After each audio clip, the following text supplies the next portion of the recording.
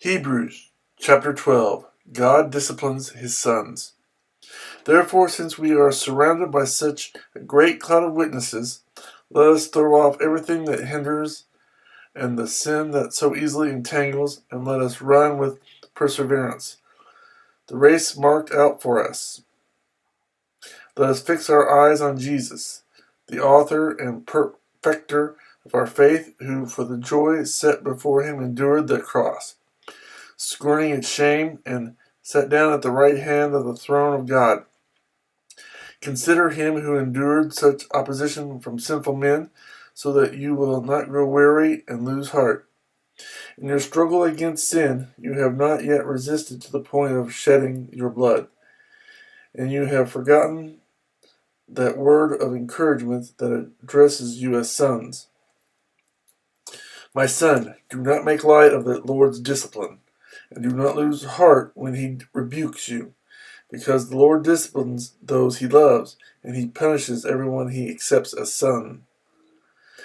Endure hardship as discipline. God is treating you as sons.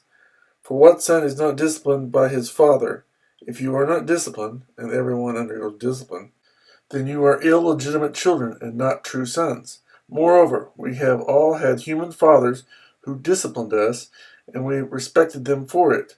How much more should we submit to the Father of our spirits and live? Our fathers disciplined us for a little while as they thought best, but God disciplines us for our good, that we may share in his holiness. No discipline seems pleasant at the time, but painful. Later on, however, it produces a harvest of righteousness and peace for those who have been trained by it. Therefore, strengthen your feeble arms and weak knees.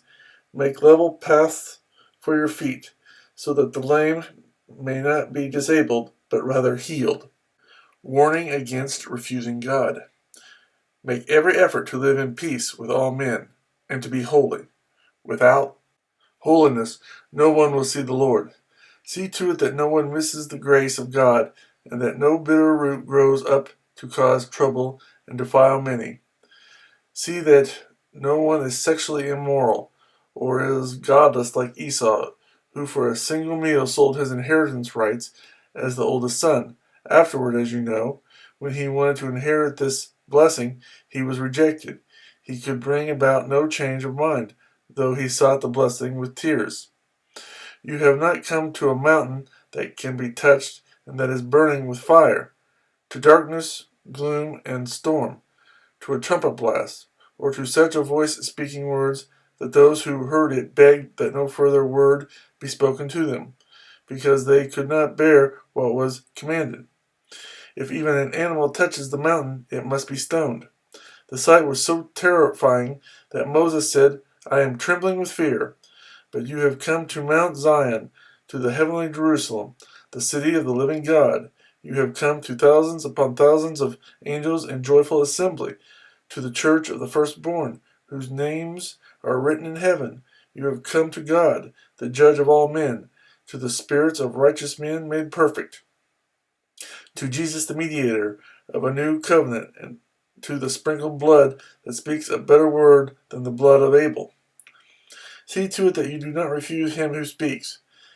If they did not escape when they refused him who warned them on earth, how much less will we if we turn away from him who warns us from heaven?